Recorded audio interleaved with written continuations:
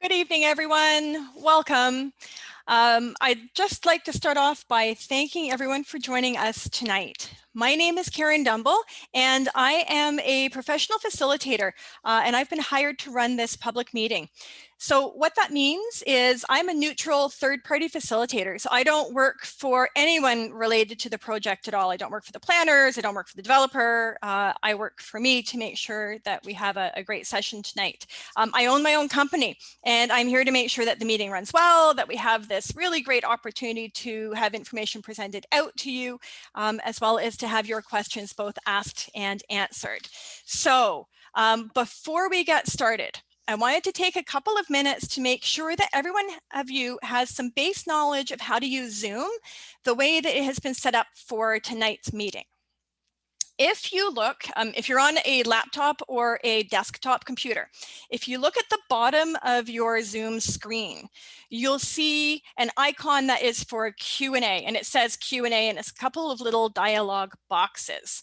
If you tap that to open it, it will open a little window, and this is where you can type in your questions for us tonight. And when the questions start to come in, you'll be able to choose between seeing all of the questions that have come in or just seeing your questions that have come in. So let me take a step back. So you click on the Q&A, it opens up a little window, we call it a widget, and at the bottom of that window, you can type your question in. On the All Questions tab, so if you click on that to see, there's none in there yet, but to click on the All Questions tab, you'll see that you have an ability to do a thumbs up, to click on it. It's kind of like a like in Facebook and those sorts of things. What that is for tonight's session is an upvote. And an upvote means, oh, hey, that's a question I'd like to have answered. I'm interested in learning more. I'm interested in that same question. So rather than you typing in the question again, you can tap that thumb, and that will show me that there's more support for that question. We've got a question in there now. Thank you. And so we're going to probably end up with more questions put in than we have time to get them answered tonight. So by upvoting, by tapping on that thumb, it will raise the question up the list, and the questions that are at the top are the ones that are most likely to get answered tonight. Now, all of them will get taken away. I can pull a report off of the Zoom webinar thing after, and I will, and I'll send it over to the planners to make sure that they have the full question set that come out of tonight. We will answer just as many as we can. And so to make sure that it's a question you want to get answered, you can do that upvote thing. Now, if you are typing in a question, it's super helpful, and you can type them in throughout the whole presentation. It's super helpful if you type the name of the person or the role or the topic at the front of the question. That will help me make sure that I'm directing the question to the person who you want to answer it. So if you can get their name in there, great. If it is, more of a topic, that's also good. We're here until 8:30. And so, like I said, we're going to work through all those questions until we run out of time. Oh, you know what? We're all operating here with this residential internet, which is not quite as reliable, shall we say, as some of that business or corporate internet. So we would like your patience. We're going to try and make the internet and the Zoom try and do things that residential internet was quite frankly never designed to do. So be patient for us on our end. If you're experiencing delays on your end, there's a couple of things that might help. One of them is if there's anyone else home that's using the internet, if you could ask them to just hang tight and not use the internet until after 8:30, that'll be really helpful. If you have cell phones and you've got Wi-Fi turned on your cell phones, if you turn the Wi-Fi off on your cell phones, that will also help with bandwidth. If you happen to lose connection altogether, if your internet goes out, don't worry. You can come back in, that's fine. Your link will work again for you, or it should work again for you to come in. But also, it's being recorded. So you'll see up in that top left corner of your computer screen that it is currently recording. So the recording will be available for viewing after. All right, so the purpose of tonight's webinar is to introduce you to the project team. It is to present details of the development, to answer any questions that were previously submitted, as well as to get through as many of the ones that are asked in the webinar as possible. And through that, the questions that are being asked, it'll be a chance, those questions that you're asking will be a bit of input back into the project.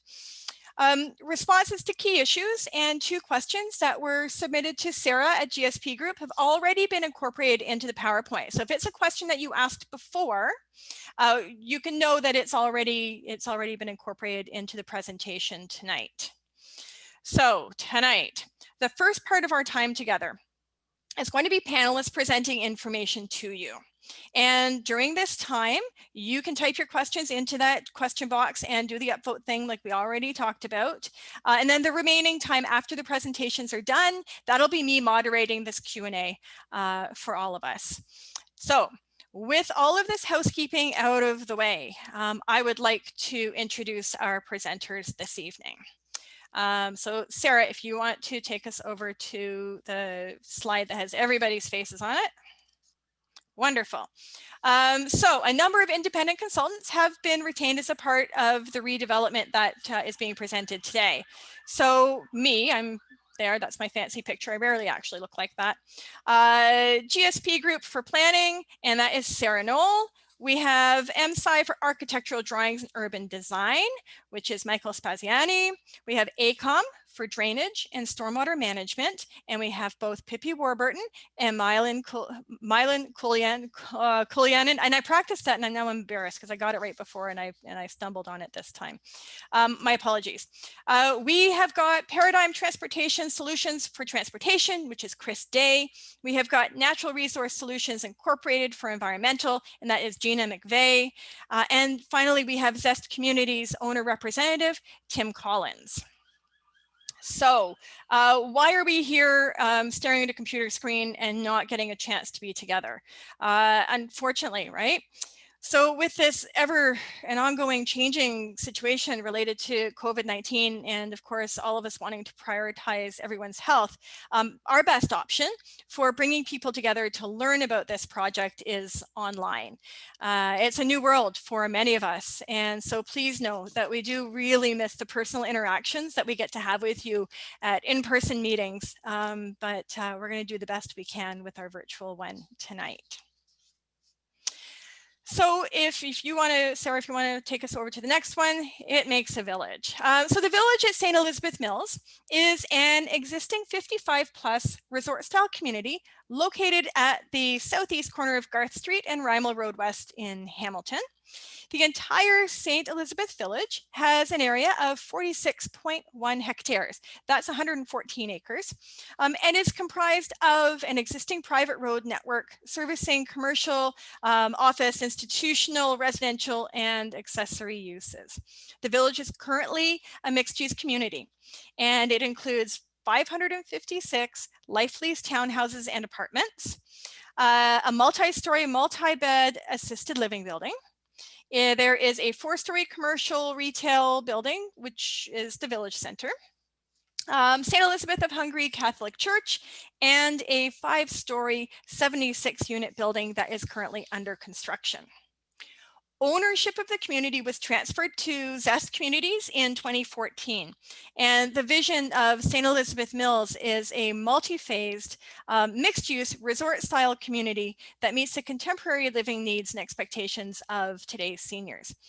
The first phase of the community's redevelopment was a mid-rise residential building, the Upper Mill Pond, on the north side of the central ponds. And the approvals that were obtained in 2018 permitted a 157 residential unit multiple dwelling with a maximum height of 6 stories, along with a clubhouse that included a pool, fitness center, yoga studio, dance center, and a multi-purpose room.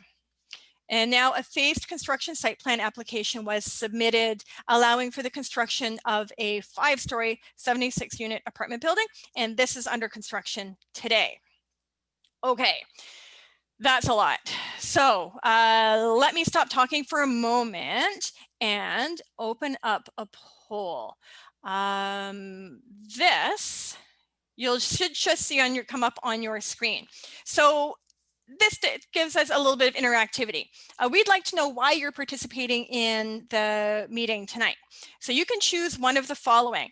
I'm in attendance because I live in or represent lands within St. Elizabeth Village.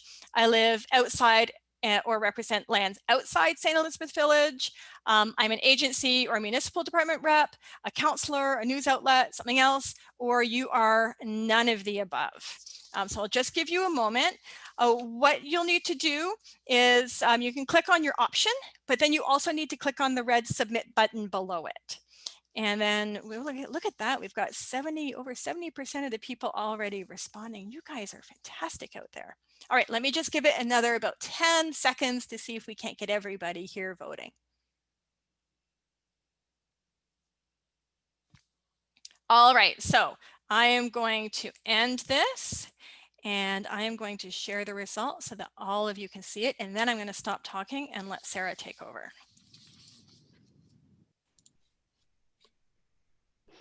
Hi, everyone. I am Sarah Knoll. As Karen mentioned, I am a planner with GSP Group, located in Hamilton on Locke Street.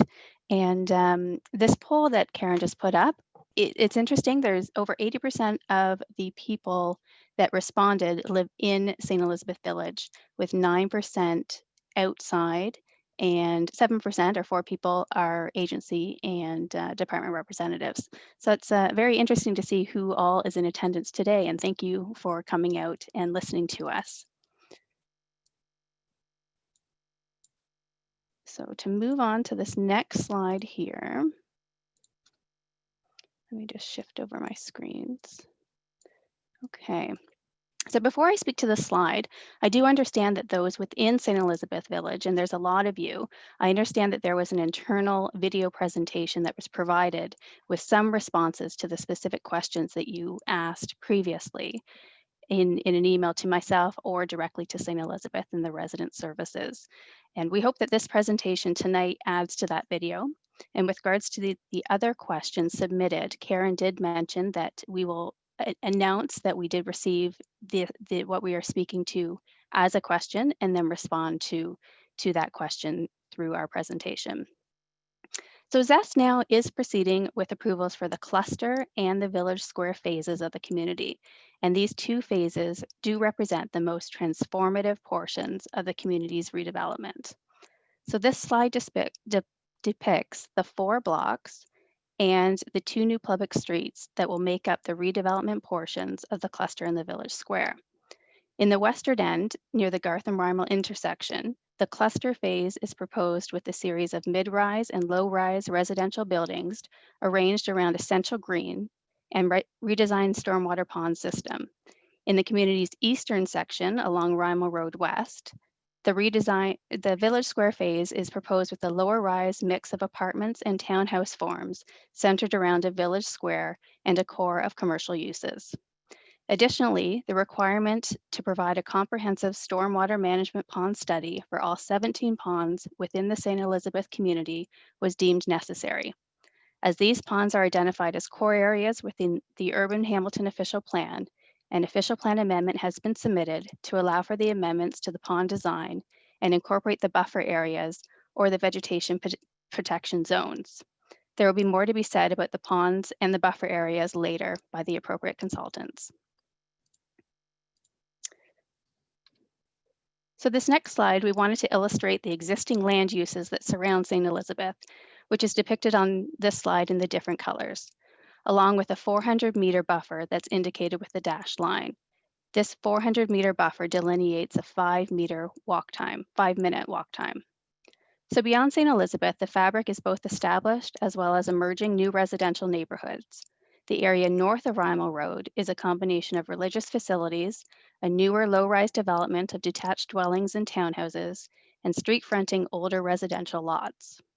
To the east, there is a more contemporary residential fabric of detached dwellings abutting the cluster phase boundary. Lots along the west side of Westlawn Drive, back onto the Village Square phase, currently occupied by the Idlewise Barn, surface parking area, and vacant space. West of Garth Street, there is a mid-rise development called the Pinnacle, and it contains two 10-story buildings framing the intersection. To its south is an elementary school and more recent residential neighborhood of detached dwellings and townhouses behind. The northwest corner of Rymal and Garth has a 3-story Chartwell-Deerwell Crossing retirement residence and detached dwelling beyond in the rear. To the south is the substantial hydro corridor that abuts the southern property of the St. Elizabeth Mills community, and beyond the corridor are 3 adult lifestyle condominium communities and a small area of detached dwellings. So before I go on, I'd like to provide you with some background related to land use planning in Hamilton and the province as a whole. First, the Planning Act is the legislative framework that all development in Ontario must adhere to. Next, we have provincial policy, a document known as the Provincial Policy Statement, or PPS. This provides policy direction on matters of provincial interest related to land use planning and development. All planning decisions must be considered in the context of this document, and the development must be consistent with these policies. At a high level, the PPS supports and encourages appropriate intensification within settlement areas to accommodate growth and discourage urban sprawl. Next, we have Places to Grow, the growth plan for the Greater Golden Horseshoe. The City of Hamilton is situated within the limits of the growth plan area. All land use planning and development matters must conform to these policies. These policies contained within the growth plan are more specific than the PPS and look at where and how growth should occur within municipalities. The growth plan encourages age-friendly development and complete communities. The proposed development of the site checks all of these boxes, which makes it an ideal site for intensification. Next, we look at the local level. The City of Hamilton's long-range planning document is the Urban Hamilton Official Plan, or the UHOP. The UHOP designates the site as neighborhoods and permits all the proposed uses. The stormwater management ponds are designated core area, and the official plan amendment has been submitted as mentioned to allow for the redesign and configuration of the pond design and incorporate the buffer areas. The UHOP also provides policy direction on urban design, to which we were required to illustrate conformity to these policies by submitting urban design guidelines. Next, we look to the former City of Hamilton zoning bylaw for regulations relating to its development. This document identifies minimum and maximum development requirements, for example, the minimum setbacks from the street and maximum heights. Our amendments to the zoning bylaw are for additional height permissions, allowance for mixed-use buildings, as the zoning only allows for standalone commercial and standalone residential, not intertwined, back-to-back and townhouse buildings, whereas the current zoning only permits multiple dwellings, like the apartments, but not the townhouses. And we are also asking for a fixed parking stall number for the provided commercial area and defining yards and regulations as they relate to the proposed blocks within the draft plan of subdivision. Now, this sounds like a lot of amendments to the zoning bylaw, but it is important to note that the zoning for the site is from a multi-layered bylaw with dates beginning in 1979, which is referenced with the suffix 664. All these red zones references are layered zoning bylaw amendments from, as mentioned, 1979, as well as 81, 83, 1985, and 1987. The city has asked that we also include the Village Square, the retirement block, and the stormwater ponds in the new City of Hamilton zoning bylaw. So similar to how the under construction apartment is zoned with separate limits, so too will the new zoning be created for the cluster phase and to the west and the central phase to the east. So now speaking about the ponds, with regards to the proposal, we are going to first start with discussing these ponds in natural areas. We received questions relating to the capacity and the water level of the ponds, Who is responsible for the ponds? Does the city have easements over the ponds, dredging and remedial measures, and the involvement of the, well, it said Niagara Escarpment Commission, but I think they wanted to know about the involvement of the Niagara Peninsula Conservation Authority. And I know some questions are popping up here about these items as well.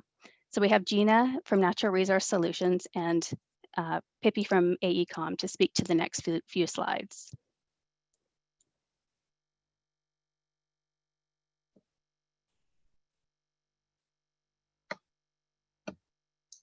Good evening. So Natural Resource Solutions completed a natural environment technical report and a preliminary tree preservation plan for the project area. So prior to those reports being completed, we prepared a terms of reference that were sent to the relevant agencies and then subsequently approved. So yes, the site is outside of the NEC planning area, but yes, it is within the Niagara Peninsula Conservation Authority. So the proposed pond retrofitting and overall stormwater management strategy for future development within the St. Elizabeth Mills community may have implications for these online pond features. And the 17 online ponds will be subject to the regulations identified within OREG 15506. Prior to site alterations, the necessary permit applications must be filled with the NPCA and permissions acquired, and all required permits will be obtained prior to works occurring. The proposed alterations to the ponds in the St. Elizabeth Mills property are focused on enhancing the stormwater function as well as improving the limited fish habitat that currently exists. These alterations, my apologies, will provide a net benefit to the system. Discussions with the city and the NPCA are ongoing, and the NETR, the Natural Environment Technical Report, will form part of the impact discussion for the core areas. As mentioned, a preliminary tree preservation plan report has also been completed for the cluster phase and stormwater management pond areas. So this report outlines the trees that were found on the subject property and completes an analysis on if they need to be removed based on the proposed works. If mature trees are within the required works area, they will be required, or they would be removed during the proper timing windows. And works will be completed to try and save the trees where feasible, and a planting plan will be prepared to compensate for the removal of the trees.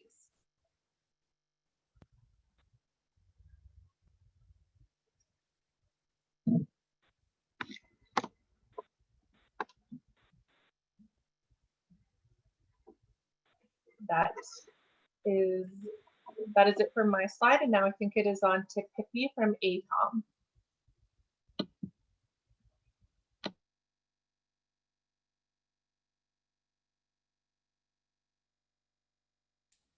Pippi, you are muted.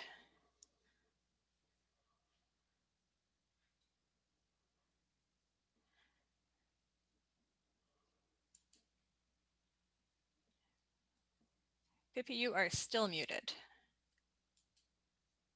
In the way that you've called in, I am unable to mute you from my side. Karen, if she's having trouble logging in, maybe we can skip her 3 slides and come back when she's available. All right, Pippi, if you want to let me know once everything is working through the chat, then I will flag for Sarah that we are going to circle back to you at that point. Okay, let's move forward. Okay, I've lost my screen where I can show my video again, but I can speak to you. I don't know if you can show my video, Karen, or not. I don't think I can turn your video on. Best I can do is request. So Oh, actually, if I got it. go. Okay, there we go. Wonderful. Sorry about that. Okay. So let me just pull up my speaking notes again. Okay, so sorry we had to Sorry we had to skip Pippi there and the conversation about the ponds. I know there was a lot of questions on that, and we will get back to going over those slides and what the reconfiguration of the ponds will look like. So this slide here is speaking to the internal road network. As mentioned, the proposal extends 2 new public streets into the St. Elizabeth fabric to access new uses and activities that have a broader neighborhood attraction. So Public Street A follows the general alignment of the existing Yates Gate and Sister Elizabeth Way entering from Garth Street, accessing the Western Cluster District, and a new private roadway from Public Street A to serve the cluster phase bounds a central green space in the middle. Public Street B follows the alignment of the existing Bishop Ryan Way entering from Rimo Road. Private streets A, B, and C extend from this public street into the Village Square phase. This slide also depicts the location of the gates, as this was one of the questions asked. The areas outside the gates include the proposed public roads, the new mid-rise apartments in the Western Cluster, and the new proposed mixed-use commercial and residential area in the Eastern Village Square North phase. The location of the gates indicate that the existing village homes will continue to have the utilization of vehicular security gates. The proposal also includes the area highlighted in yellow to also be within the security gates. New security gates will be added and non-functioning gates will be replaced. We received questions in advance of this webinar asking if the increase in traffic generated from the proposal could be accommodated through the existing 2 access points, and how will this affect the existing village homes? So for this answer to this question and more information on the external road network, please listen to Chris Day from Paradigm Transportation Solutions.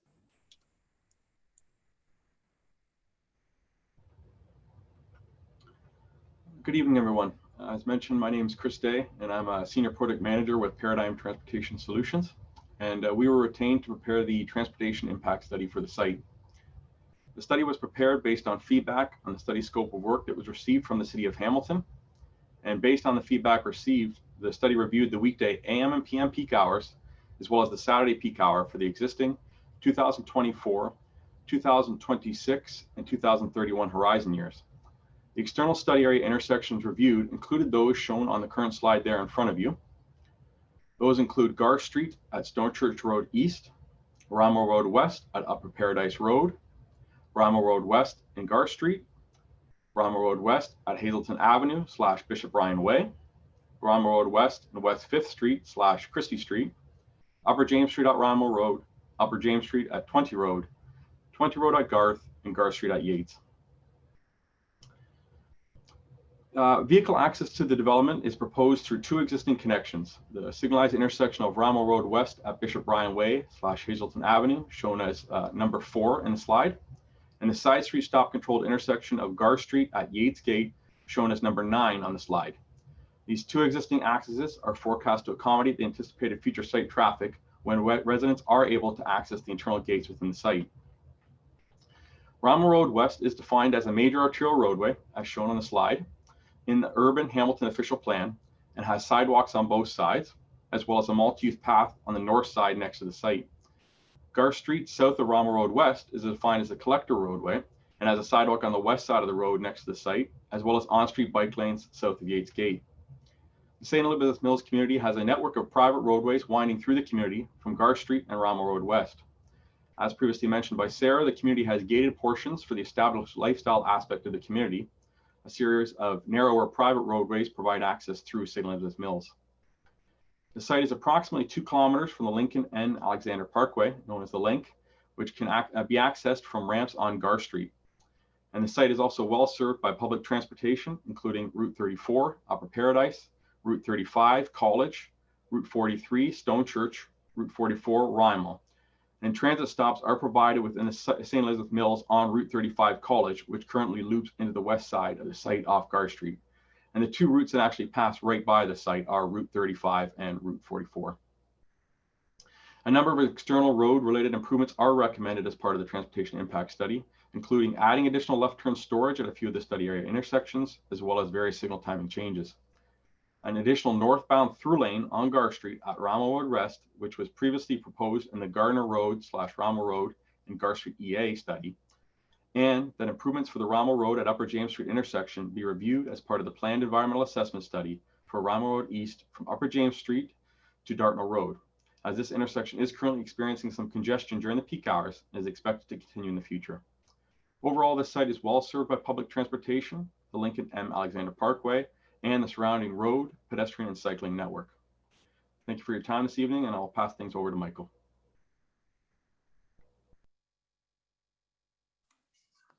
Thank you. I will now look at getting control of the slide and start my presentation. While we're waiting for that to come up, there we are. Yeah, so this is, I'm an architect, but I want to explain a little bit about my background. I'm an urban designer, mostly in this context. These concepts were put together as a way to evolve St. Elizabeth Village. The vision for it is that it's a lifestyle resort character. And it's a core component of the appeal of St. Elizabeth Mills community. The master development plan incorporates an integrated series of green spaces and amenity space and are located in strategic locations as focal points for the community. And in the slide, you can see the cluster, as we call it, in the top left in the northwest corner. It is focused onto the ponds and a open green space. You can see that in larger scale to the image on the top right. This is an important idea because it kind of brings a focal point to that part of the site that is most intense in its development. And it provides relief for those that live in that format.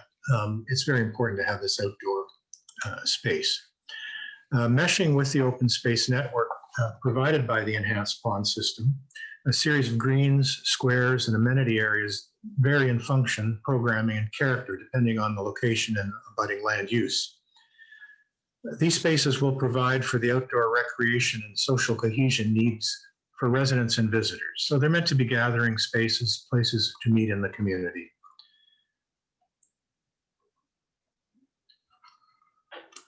And I need to advance this slide. There we go.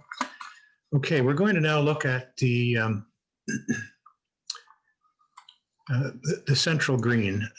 Sorry, I think we've gone on to the village square here. Let me just stay on the cluster green. It sits at the center of the cluster phase, abutting upon the intent for the space is a greener park-like setting for higher density development in the northwest corner of the site. The design for this space will be a combination of soft landscape areas blending into the naturalized landscape of the pond design together with focused spaces for community-wide programmed event areas. The size of this area is about the size of a soccer pitch, in length about 110 meters and the width of about 68 meters. So it's of some significant area. It will be treated with landscape and amenity ideas. You see here an idea of an amphitheater. This becomes a very important kind of focal point for events that can be held in the square. So now we'll turn to the village square. So the village square is a little bit different. It engages, this is at the far eastern edge, northeastern edge of the site, as you saw, and it begins to provide a function that isn't strongly provided today in the community, and it seeks to complete some of the offering in the community, including community space, including retail space, including a small grocery store, a 20,000-foot grocery store. So these are important new functions that are being added to the community, focused on a village square. So the square sits at the heart of the Eastern Village Square phase. It's meant as an outdoor gathering place for residents and visitors, framed by facing building edges. And the inspiration for this is a bit like a bit of a European square, where you see strong built form edging the edges of the square. The square has got trees, but it's less green than the cluster square, which is more of a green, open green space. This is more of an urban space. The central plaza, complete with comfortable and inviting amenities. It will be designed as a flexible space for gathering, community events and promotions, and day-to-day social interaction. Additionally, its design will provide a spill-out function from the bordering shops, cafes, restaurants in the surrounding buildings. This Village Square Plaza gathering area is approximately 0.6 acres. For those of you metric minded, it's 0.24 hectares. I'm not sure what that amount of space is, but it's important to think of an equivalency here. If you look at the parking area to the north of the existing Edelweiss barn, the paved parking area north of the barn, north of Bishop Tonos Way, is approximately the size of this square. And that gives you a kind of a tangible reference size to understand what this is like. Another reference is if you've been to Oakville, you've seen the downtown town square. It's approximately the size of that, and it's a little bit larger than that, in fact, but it has the same kind of ambience and amenity, framed by buildings, a focal point for many activities throughout the year. It's also similar in size to Hamilton City Hall Square. And if you know that downtown, you can visualize that where the Hamilton sign is, the words Hamilton spelled out, letters Hamilton spelled out. It's of that size. So it's a significant space. It could hold a good gathering of people. And it may be seasonally programmed because a farmer's market, you can have events, musical performance, craft sales, and other community events. So it's meant to be a bit of an incubator for the community to bring together various ideas and various cultural events. We'll move to the next slide. So this is the village green. And if you recall, this is to the south of the village square. And as in the title, the green suggests that it has a greener ambience and character. It's more of a landscape space, more of a passive green space where one could sit and in a park-like setting. The green space is meant for such functions as a meandering walkway through the space, open lawn areas, program space for activities, potentially dog walking, although I know that's a topic that we'd have to talk further about to accommodate, and certainly seating areas for passive use. The image there in the bottom right shows you the kind of, this is showing you actually a dog park, but it could be one of the components within the green character of the space. Now I'll talk a bit about building heights. I know there's been a lot of questions about that. And as you know, the building heights, I'm not sure if this is the slide we want right now. Here we are. That's the slide we want. Bear with me. Okay. You can see on this slide, the cluster phase is to the top left and the village square phase is to the right. And you can see in numbers the heights that are proposed of buildings. And you can see generally a cluster of buildings in the 10, 12, 10 height range. It's trying to move towards the corner where there's a building now near completion at 10 stories across Garth Street. So it's meant to begin to frame this intersection with more height and more of an urban condition. And this, in our view, is the best location for this type of height, as long as it would step down coming away into the community proper. And you can see we step down to 4-story buildings as we move south, and we move down to 6-story buildings as we move to the east. So this concept is meant to intensify the built form, concentrate it at Rymal and towards the intersection, but then open up to have this large green space, which is the focal point of this particular community. And it's meant to be a kind of meeting space. It's an integration of ponds. You can see 3 ponds that intersect at this place. So again, it's part of the character and ambience of this location. There's even a stormwater flow that comes in from off-site into this pond area. So all of these are strategic components of the water system that have been integrated with the design and the heights of the buildings. Diversification of housing and commercial choices is one of the principles driving the redevelopment. This offers a variety of dwelling types and forms, from mid-rise buildings, mixed-use buildings, and a variety of townhouse types. This visual identifies the proposed heights, as we've talked about. And you'll see in some of the next images where we do have tall buildings of 10 and 12 stories, we're doing something that we normally do. We pull in the top 2 floors, and that's meant to minimize the visual towering effect of some of these buildings at this height. It tends to reduce that, And we use techniques such as angular planes. I'll talk a little bit about that. It's a little bit technical, but what it does is it emulates what you see from the ground. And that's the important idea of an urban designer, is to try to evaluate what you see when you're experiencing the walking environment around the site. And that's why we tend to pull in the upper parts of these buildings to have a little less scale, massing and scale visible. Massing is arranged generally in a perimeter fashion to frame the principal streetscapes of Rymel and Garth, and you can see that here. At the top of this slide, you can see where it's hugging the street there. Rymel Road is a major arterial in this area of the city, with built form set in proportion to the street widths. And the street width here is 36 meters. That's about 120, 130 feet. And so that's approximately equivalent to 12 stories. And that's why we thought of these heights as being appropriate. And we'll talk a bit about shadows, but the idea of equal width to height also is meant to control shadows. So the shadows will fall mostly on the streetscapes, less onto across the street into the community to the north. And Rymel is planned for a possible future transit corridor by 2041.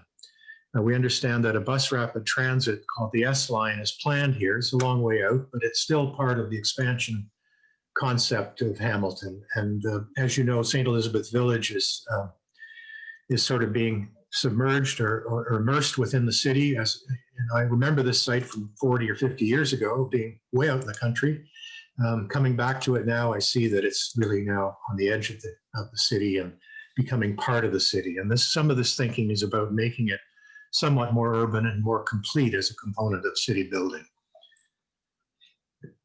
One question we were asked in advance of the meeting was if mechanical equipment was included in the height stories number, and the answer is no. Mechanical generally is not included as a story, but it is necessary, obviously, to function in the building. We generally screen it at the top of the building, and we generally set it back from the building to minimize its perceived mass. So we try not to make it showy or expressive, but we tend to minimize its presence. Here we talked about the sun shadow study a bit, and our preliminary assessment shows that shadows to the north generally fall on the Rymel Road right-of-way during the spring and fall equinoxes. And that's a good measure. We look at those as the typical control times of the year, and we want to make sure that shadows do not become a negative impact on the sites to the north and to the west and to the east 2 degrees. So the shadows would be cast in this direction up here.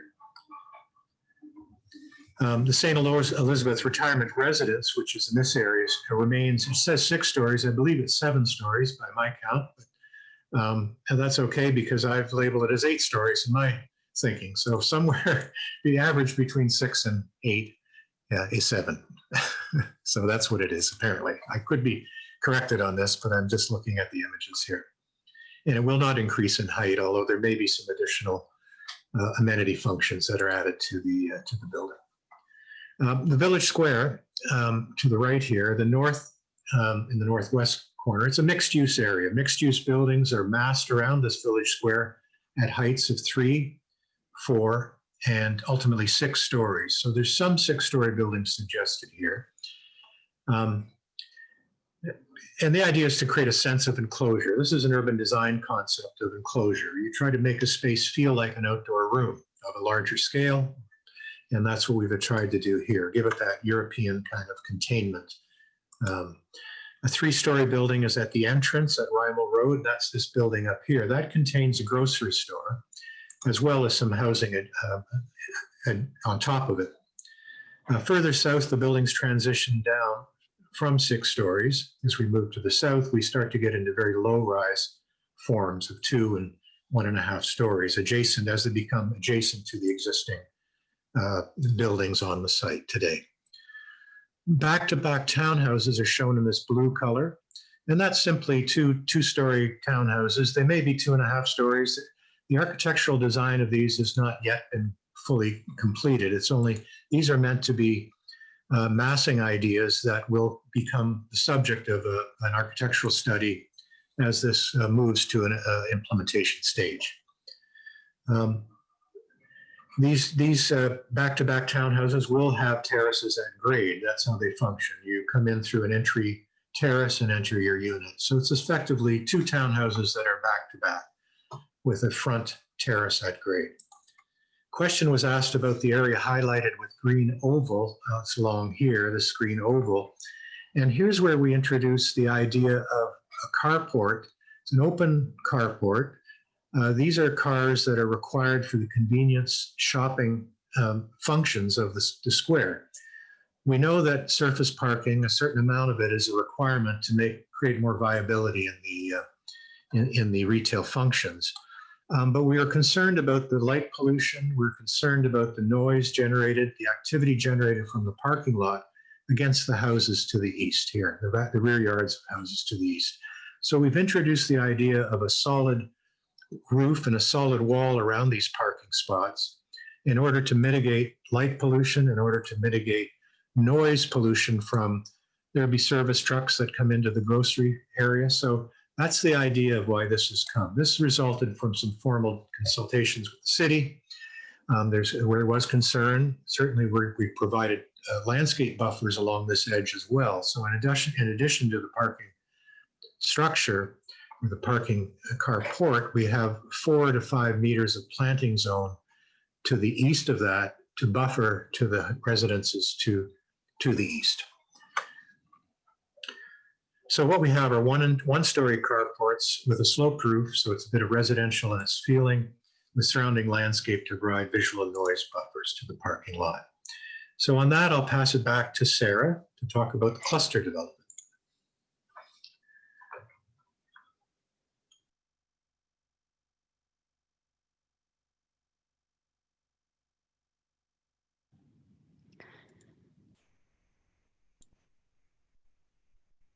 Thanks, Michael.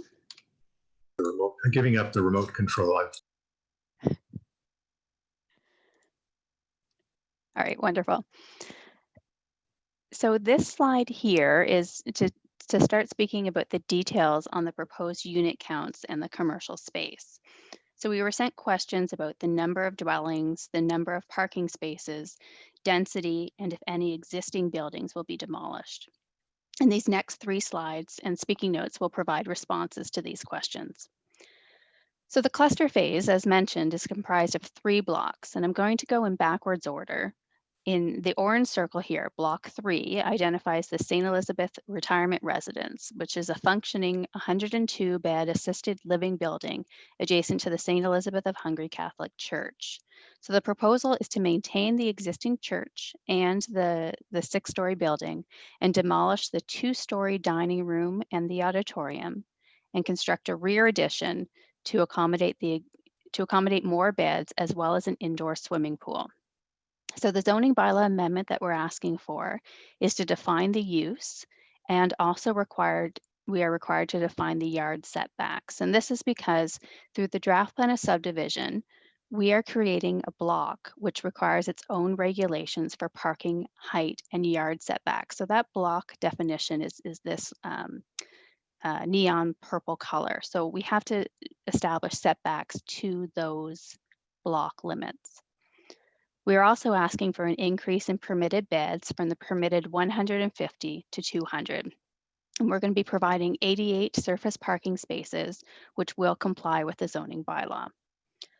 So the purple and blue areas are the residential blocks, block 1 in the purple oval and block 2 in the blue circle.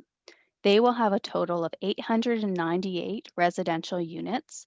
857 are within block 1 and 41 are within block 2. There's 724 parking spaces. They're mainly located underground, and the proposed parking does comply with the zoning.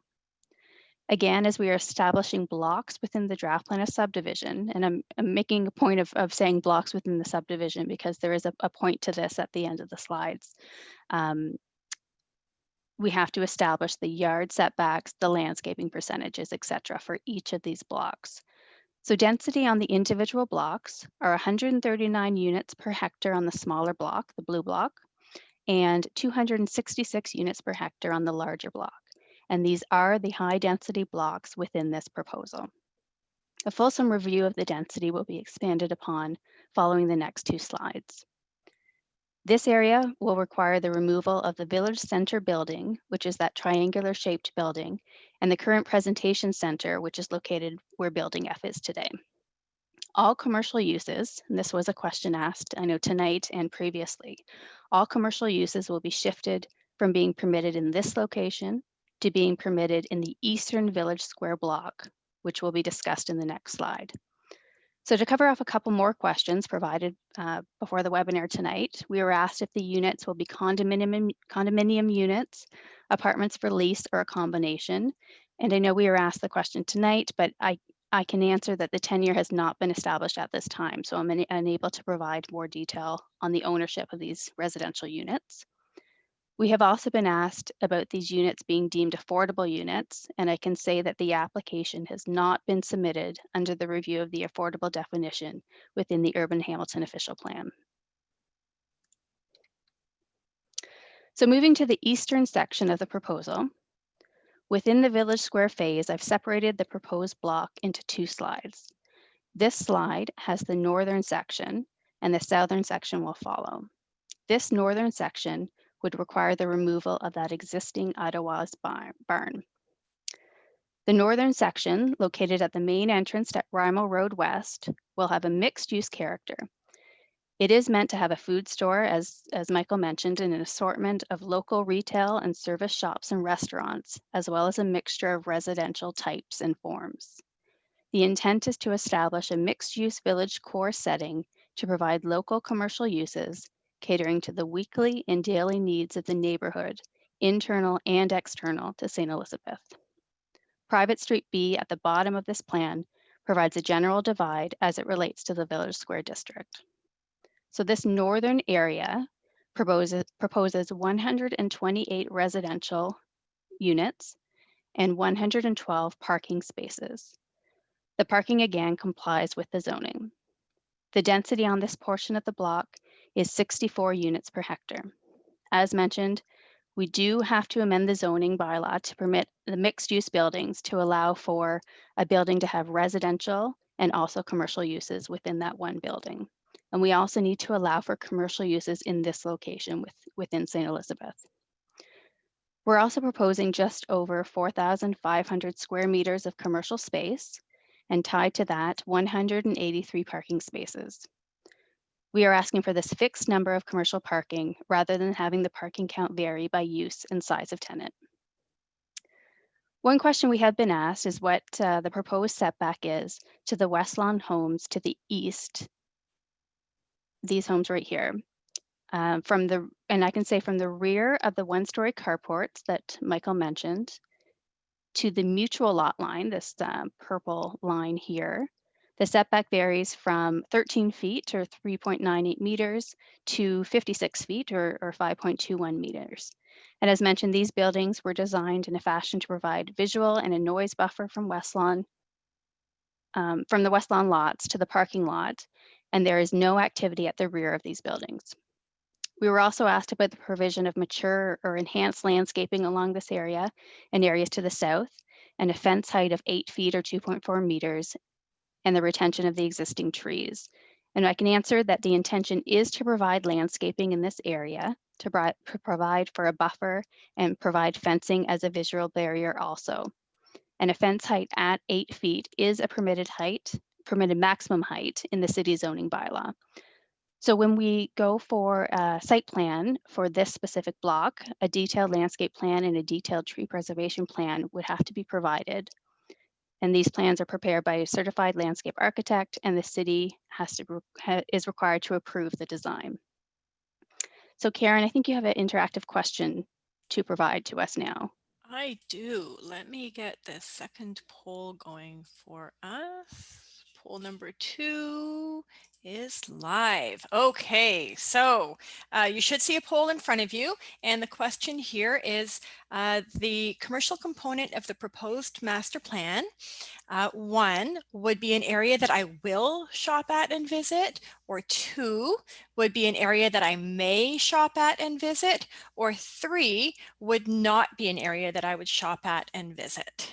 All right, so once again, click on your choice and then be sure to click on the red submit button.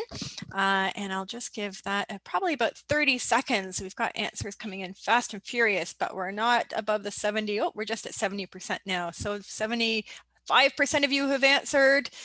We've got about another 10 people to go. Look at that. I always love seeing these numbers fly up. Okay, so we have got 55 out of 67 of you, 56 out of 67 of you who have answered. And in about 3 seconds, I'm going to close that off and show you all the answer. Here we go. And the results. You make it sound so exciting, Karen. So the results that we have here, 66% or 37 people said that it would be an area that they will shop at and visit, and 30% or 17 of the people said they may shop at it, and 4% indicated that no matter how much commercial we may provide, that it would not be an area where they would like to shop and visit. So this is an interesting poll, and we appreciate that the time and effort and design work that we put into including commercial in this area seems to be an attractive feature to most that are listening tonight. So the next slide here is a continuation. Let me just get my screens ready here. Is a continuation of the southern end of that block 4 that we were speaking to in the previous slide before the poll. And this section is completely residential. I know that in the video presentation that was provided to the people internal to St. Elizabeth, it was mentioned that this area would be focused for the plus 55 age group.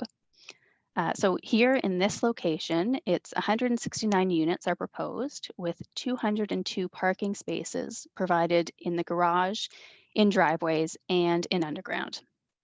So to answer that question again about the setback from this mutual lot line to the rear of these proposed units, the setback varies from just over 8 meters or 26 feet to just over 9 meters or 29 feet.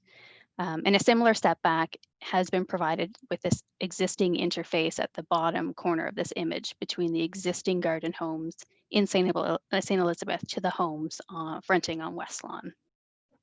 So this portion of the block 4 has a density of 79 units per hectare. So another question that was posed to us was about the noise, dust, and the vibration impacts to properties on West Lawn. And we can also add to that within St. Elizabeth and those surrounding the proposal as well. So in addition to this question regarding the West Lawn Drive homes, there was also a question regarding their current drainage pattern and it's sloping to the west and the south. And that question asked what will be done to preserve drainage to the backs of these properties. And so we have Pippi and Milan from AECom. Hopefully Pippi's joined us now to respond to these questions. Hi, everybody. Can you hear me okay? Yep, we can hear you just fine. Okay, thanks. So regarding the drainage, obviously any existing drainage patterns need to be maintained and drainage needs to find an outlet and you need to maintain the existing major overland flow routes. So I think that the answer to the question regarding the drainage of those properties, there would be a rear yard swale that would convey the drainage from those properties along the property line and then find a way to its existing outlet. So that level of detail is still to come in the detailed design, but it would definitely be a major consideration and something that would be considered for sure. I hope that answers that question. And Milan, I think you can answer the dust and vibration question.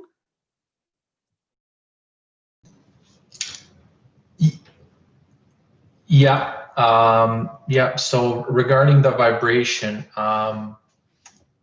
prior to construction, a geotechnical engineer will normally identify a zone of influence, which is the area of land that is within the construction site that has potential for some vibration concerns.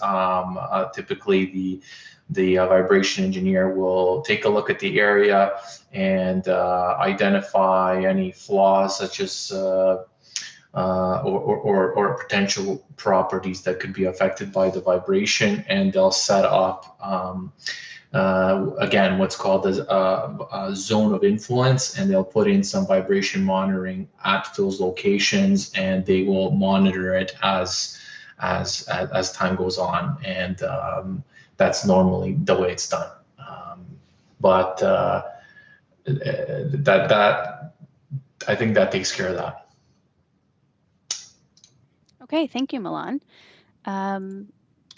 So this next slide is the last one that I'll speak to until I pass it over to Michael. But this slide, oh, let me put on my video for you.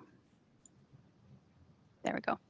This slide speaks, summarizes, and provides a great visual to the entire St. Elizabeth community. So at the bottom here, it highlights the existing 556 village units. Mid-screen is the under construction 76 unit 5-story building. Now it was approved for 6 stories and 157 units. So just showing that, you submit for a rezoning to allow for permissions, but the actual built form may vary depending on what the market generates. So the top left here highlights the proposed 898 units, and then the top right highlights 128 and the 169 units for a combined total of 292. Now it's interesting, all in, this entire site counts for 1,908 total units, and the density on the complete site is 442 units per hectare. So it's because we are creating those blocks through the draft plan of subdivision that we are calculating density based on a per block basis in the previous slide. So when I provided the density number for this corner block and for this corner block up at the corner. So I think this slide shows that it's appropriate to evaluate the density on the overall site. And in doing so, it shows that we are pulling the density and intensity up to the prominent intersection between the major arterial and the collector road. So one question we were asked was about the infill garden homes within the existing village units, and if there was going to be any creation of infill garden homes. And this proposal does not include any units outside of those yellow blocks on this slide.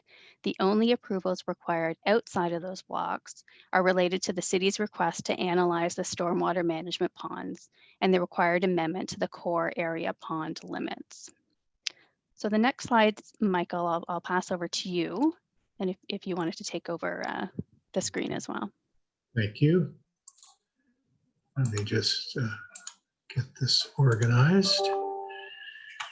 Okay, I should have control. So I wanted to say at the outset here, we're going to talk a bit about the architecture now, but you'll see many images of stark white blobs, and those are not meant to be the architectural designs. These drawings we provided to give you a preliminary sense of the scale and character. And this is largely along Bishop Ryan Way.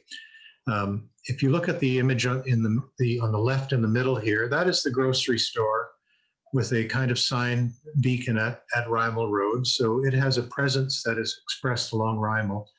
And that it exists here with 2 stories of residential above the retail. This is the first access driveway. And then you can see here the slope. There's as you know, the site, there's quite a slope from north to south along Bishop Ryan Way. So we've tried to develop the buildings in a way that respond to that. They step down each tier, if you will. They step down in 3 different sections. You can see this road is lower. And the square is on the far side of this building. And we've created these porticos or passageways to mark and to sort of celebrate an entrance into the square. So you'd be able to walk in through the public streets, or at least the private streets in these locations, or through the pedestrian passageway in the middle. So it's just part of the theming of the buildings. We've looked at roof shapes that are more sloped and more traditional in that sense. There are all balconies provided for these. This is a 4-story unit. And there's this kind of focal element that gives a kind of sense of place to this, which we'll hope will become a very welcoming and active amenity space through this gateway into the square beyond. So this is meant to give you a bit of the feeling for the material, the character, and the scale of the buildings that we're talking about here.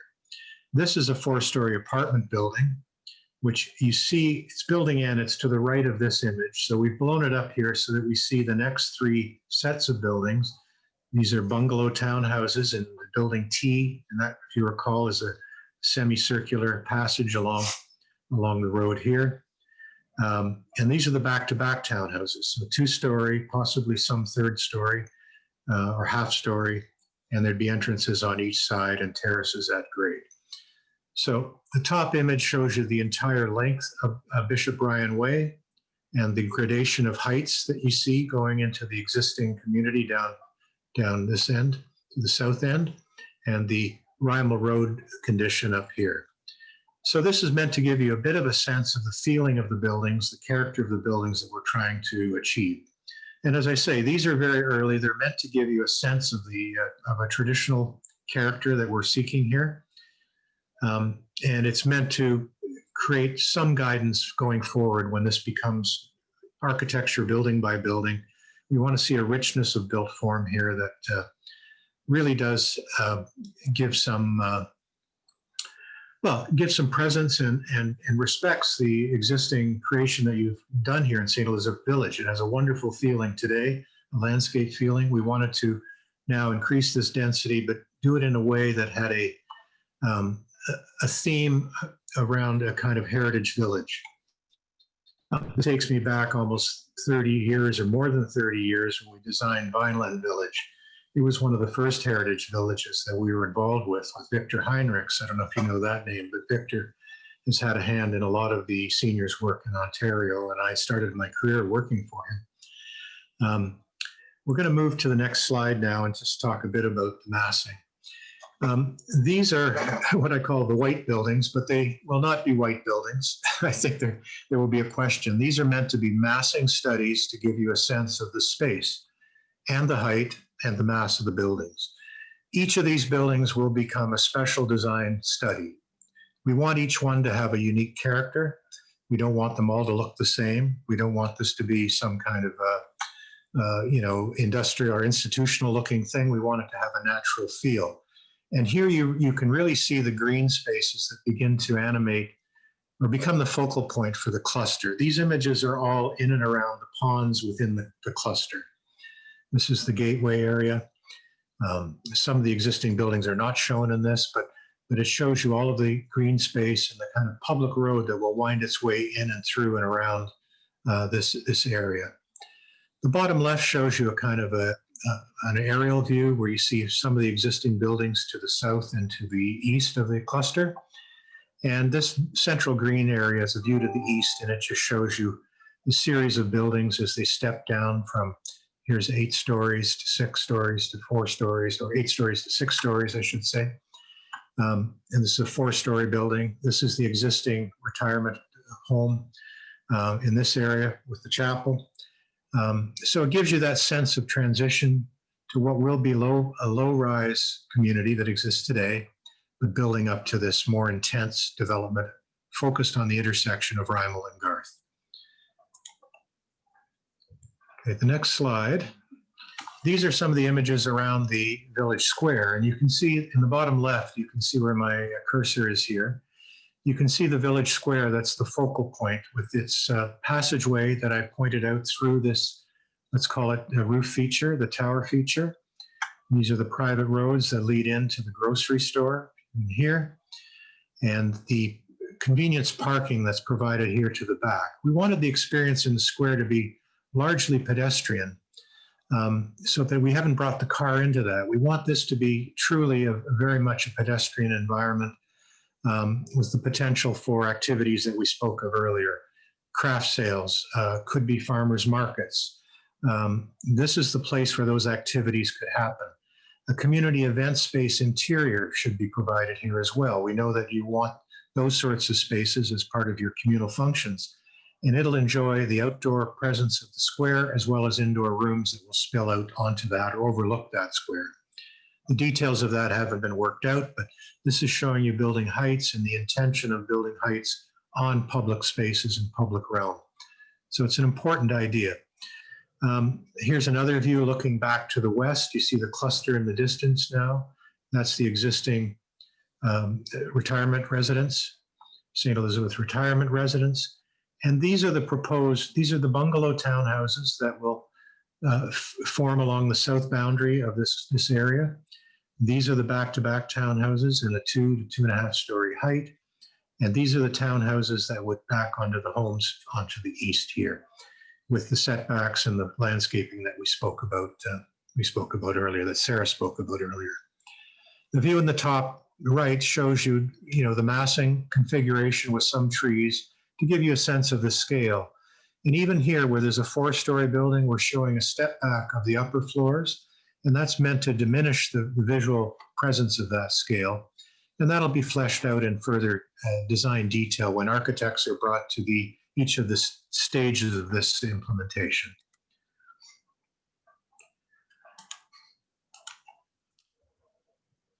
Okay, so the next slide, I'm going to leave back to Sarah, and she can talk about the process and next steps. So thank you for that. Thanks, Michael. I have a feeling, though, we might want to jump to Pippi and the storm ponds. Okay, then Yes, go back. that's right. Okay, Can we sure. can you hear me? Yes, I'll move you back to your slide then, Pippi. Okay, thanks very much. And my apologies again for being late. Thank you for accommodating me here. So I know the ponds will be a big topic of interest for everybody because they are very beautiful ponds, and I'm sure everyone who lives in the area are very fond of them. So rest assured that we are very much aware of that and took that very much into consideration. So I'll just start from the beginning. So AECOM has undertaken a stormwater management study to understand the existing condition and the function of the ponds as they are in their current state, and to provide a conceptual design for the pond improvements and to enable development. This included a bathymetric survey. So we surveyed the ponds to see how much sediment was in the ponds, and also took some measurements of what the outlet structures look like and how they're controlled. And we tested the sediment for sediment quality. We put all that information into a hydraulic and hydrologic model, and we're able to do some modeling to determine how the ponds are working and functioning from a stormwater management perspective. The sediment volume calculations and the sediment testing indicate that the ponds are in severe need of maintenance. So that means they're quite full of sediment. The sediment needs to be removed in order for them to function as properly at all, and that's a really important first step. So the recommendations that we're making for the ponds would be considered enhancements, really. So let's just go to the next. I do have a question here in my notes that I should answer on this slide. So the question was, one of the conclusions was a watershed scale solutions are necessary to eliminate some exceedances. And what schedule is envisioned for the dredging of the ponds and other remedial measures related to the runoff causing the excess contaminations. So that's true that watershed scale solutions would be recommended, and that's generally true for all areas within the city of Hamilton. So this is only a small part of the entire watershed, and watershed enhancements are recommended through various environmental assessments and plans, and as development happens in the watershed upstream. So for example, they would have to meet all the existing criteria in the upstream watershed that's contributing to these ponds. They would have to make sure they control contaminants and not increase flows or runoff to the downstream area into these ponds. So as development happens in the upper reaches, that will happen through the already in place policy and procedures that we have through the conservation area and the city. So that would answer that. And as far as the schedule for dredging the ponds, so as the ponds are retrofitted, which is part of the plan for this, at least some of the ponds will be retrofitted. They'll be cleaned out obviously as they're retrofitted. And for the ponds that are not going to be touched, that would be up to the city to determine a schedule for the dredging of those ponds. So the city currently dredges 1 or 2 ponds a year in the entire city. And I think they have over 100 ponds. So this would be put in an evaluation matrix and prioritized with the other scope of work for the city's overall stormwater maintenance plan. Okay, so let's just go to the next slide. So this slide just shows all the ponds under the existing conditions. So we'll go to the next slide here. Is that going to work? No. Someone move the next slide for me. It doesn't seem to be working for me. Thank you. Okay, so the next slide shows, sorry, I do have another question. I'm just going to answer this while I'm here. So does the existing watershed and sewer infrastructure in the area have capacity to service the additional 1,400 dwelling units? So this is not my area, it's more Milan's area, but I do have the response. I'll just, if I get this wrong, Milan, feel free to jump in. So the existing water supply within the St. Elizabeth Village does have sufficient capacity under normal operating conditions for the existing and the future demands. However, there are connection points that are required to the city's water supply system to ensure adequate fire flows.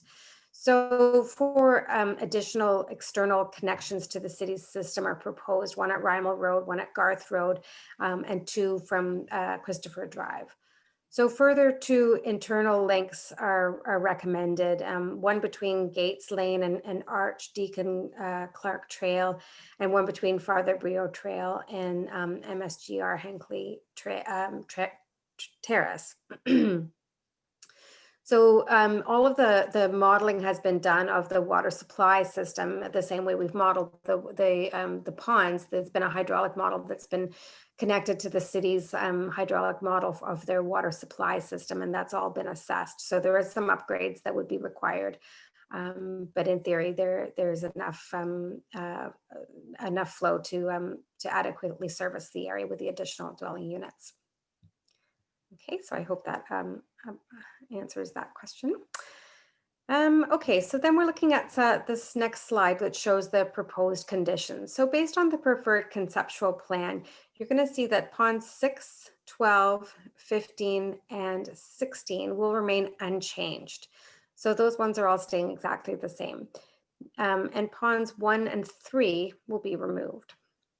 So if we can just go to the next slide. We'll look at that in a little more detail. Can someone go to the next slide for me? Thank you. I don't know why that's not working for me, sorry. Okay, so on this slide, you can see that there's a concrete culvert that's coming across Rymal Road. That culvert's going to be extended and then an open channel. So it'll flow into an open channel from Garth Road. So that's channel 1. And that channel was designed to convey the flows from the upstream areas into the newly graded pond 2, and then downstream towards pond 4. Now you can see that pond 4 has been also retrofitted, and this is one of the more important retrofits in the area that's going to enhance the quality of the ponds. So pond 4 is going to be turned into what we call a forebay. And that's going to have a berm at the downstream end with an outlet that's controlling the outlet to the further downstream area. So the point of creating a forebay is part of the plan to have the ponds functioning better from a water quality perspective. The idea is simple, that so when a storm comes through, the constrained outlet will allow a longer period of time for the water to stay in that pond, and it allows the sediment to settle out of the water and to drop and settle in the forebay. It also helps reduce pond clean out requirements. So you only have to clean out the forebays more frequently, and provides better water quality. Okay, so we can go to the next slide again, please. Thank you. Okay, so similarly, ponds 9, 10, and 11 have also been turned into forebays with a berm there at the downstream end of each pond, and the water quality events will be controlled by the outlet structures at these berms through extended detention times, so the heavier sediment will drop out there. And you'll see that pond 8 has been changed into an open channel. So all these proposed pond revisions and our aim through the study is not only to facilitate the development that we're anticipating and envisioning through this project, but it's also to ensure that we don't increase any flood potential to existing buildings. We have to meet the city's stormwater requirements, which are quite stringent and of course good. And also not to impact the downstream areas and cause flooding further downstream, and provide a feasible approach from a grading and servicing perspective. So really, these can be seen as enhancements. And I think the people, we've been working with on this project who have been doing the environmental assessments have considered that these are enhancements to the pond from an aquatic point of view and provide better fish habitat and really are to be considered sort of enhancements really. So I have another question I'm going to try and answer here. There's one that's saying, what is stopping the pond from draining to the pre-2019 levels? And will the water level continue to rise? And what will be the effects on flora and fauna and building foundations? So this is a new question to me, and it's an interesting one. So there might be like a current fluctuation in the pond levels that's quite immediate, that's happened quite recently. So without actually going out there and assessing, I'm not sure exactly what this question is referring to. But I would say if there's a quick pond rise, that's usually because there's a blockage in the outlet or somewhere downstream. So that might be something that just needs some maintenance work. But looking at the groundwater monitoring work that's been done so far on this project, and there has been some groundwater monitoring done as part of this project, it looks like the groundwater shouldn't be affecting the ponds. So it's unlikely that the groundwater interflow would substantially affect the local hydrology, was sort of the conclusion they came to when they were assessing the groundwater. And I think that's it from a stormwater perspective. I'm not sure if I've missed any questions that anyone wants me to address now, or perhaps at the end, just let me know. Thank you. Thanks, Pippi. And I think I was controlling the screen a little too quickly and might have missed when you're talking to specific ponds. But this slide deck will be on the GSP website for people to look at. And I think St. Elizabeth may circulate it also internally to those within St. Elizabeth. So let me just skip now over to where we were. So here we are. Pippi, are you able to stop controlling the screen there?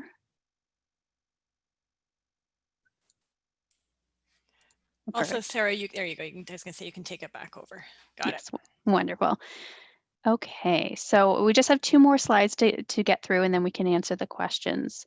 So this slide here is to speak to the process to date and the next steps. So the long arrow depicts a timeline and continuum of the official plan, zoning bylaw amendment, and draft plan of subdivision planning approvals, and the process at a high level. So the application submission, confirmation of the complete application, public notice, and department and agency circulation is identified in the middle of the arrow with the purple oval. So prior to this milestone, starting at the left, there was resident information meetings internal to St. Elizabeth Village with visioning exercises and updates on future applications. In June of 2018, the city and NPCA established a terms of reference for the comprehensive stormwater management pond study that Pippi was speaking to.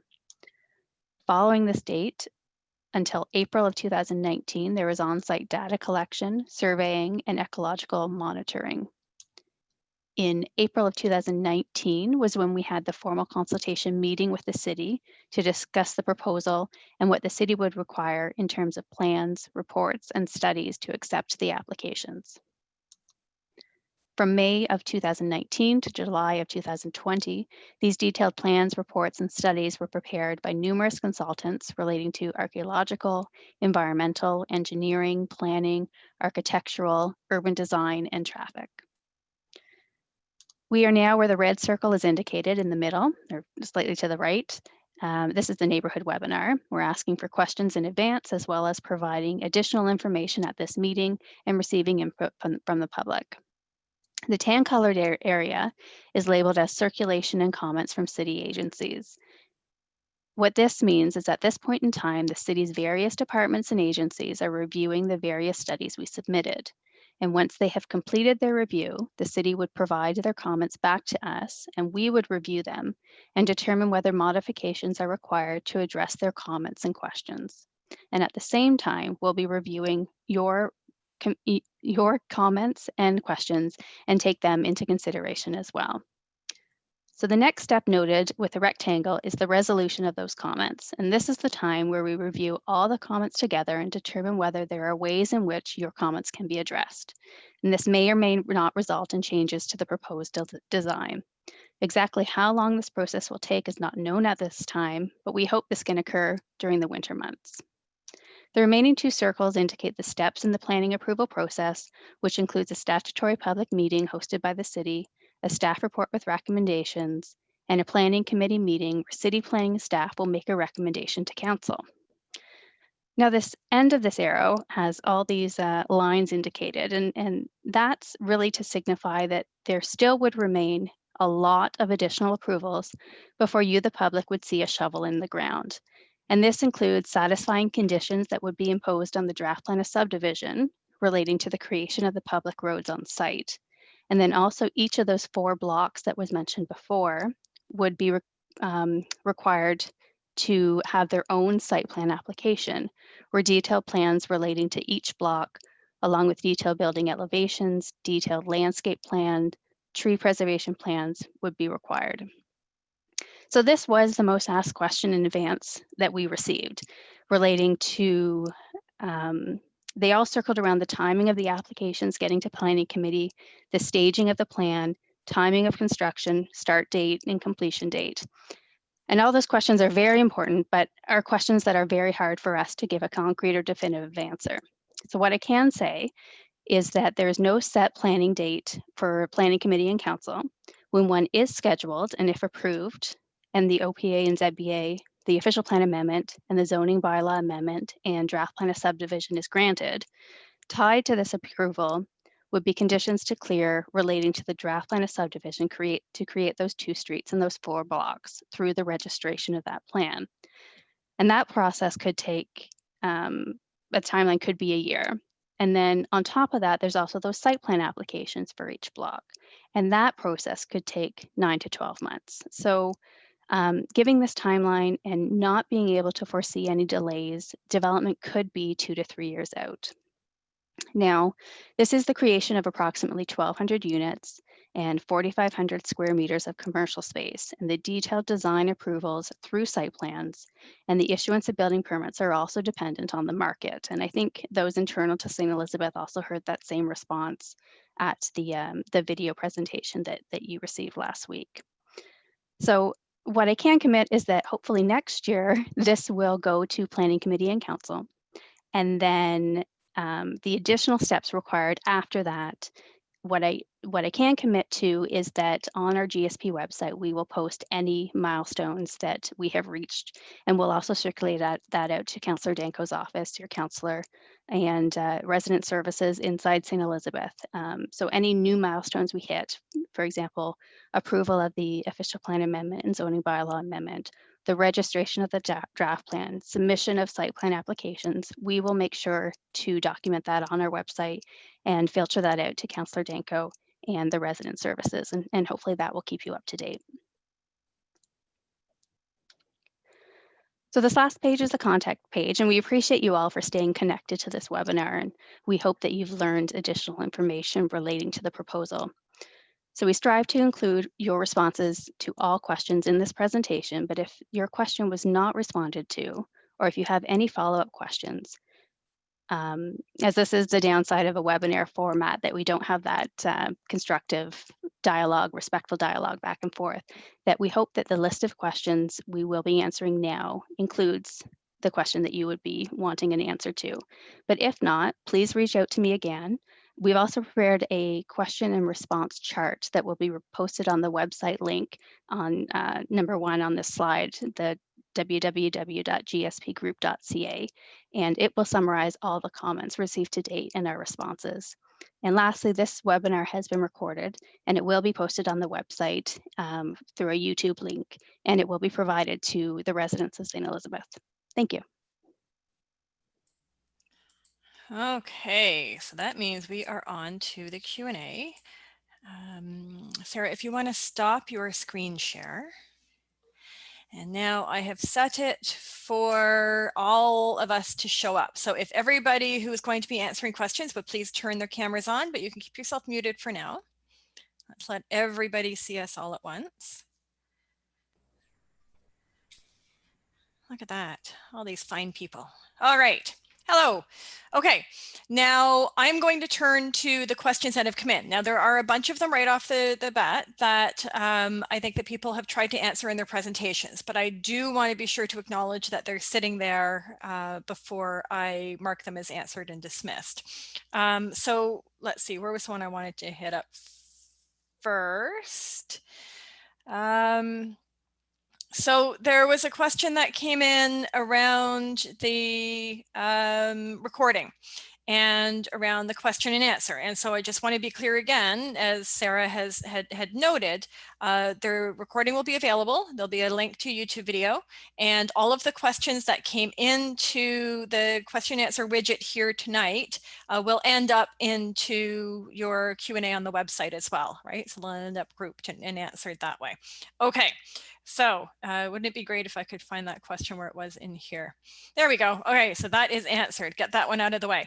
Now I'm going to go back up to the top. So again, for everybody that is still hanging out on the attendee side, if you want to make sure a question gets answered, click on the like, click on the thumb up, and that will bring it up to the top and make it more likely to get answered live. We've got 29 minutes to get through as many of these as we can. So ponds question. Evelyn Eaton is off the top with some of the ponds will be reconfigured, will the ponds be dredged? So I think that we've seen, yes, the ponds are going to be reconfigured, and yes, they're going to be dredged. Is there anything else that we need to circle back to before I mark Evelyn's question as answered? I think I can elaborate a bit on it, that there is a easement already over all of the ponds. There's a blanket easement over the ponds with the city, and the city will be responsible for dredging, I believe, 4 of the ponds, as well as replacing some of the culverts, and then the rest of it and the ongoing maintenance will be on Zest. So hopefully that just sort of elaborates on Pippi's previous comments. Okay, and then Tina, I'm actually jumping down a bit to keep some of these ponds questions together. Tina had asked if the ponds are going to be moved. And so again, we've seen what's happening with the diagrams with where the ponds are shifting and how they're being changed. So I'm going to mark that as answered. All right, back up to the top of my list here. Trish had asked for the timelines. Please address the timelines for the phases with approvals, construction starts and completion. And Sarah, you had just mentioned that in the process and the next steps. Exactly. So that was that long-winded slide that I had about the process, and really I couldn't commit to much. All I can commit to is that high-level land use and a high-level land use with density and commercial, the OPA and the ZBA, and the draft plan can be established next year for the approvals, and then construction may be 2 to 3 years out of starting to see a shovel in the ground.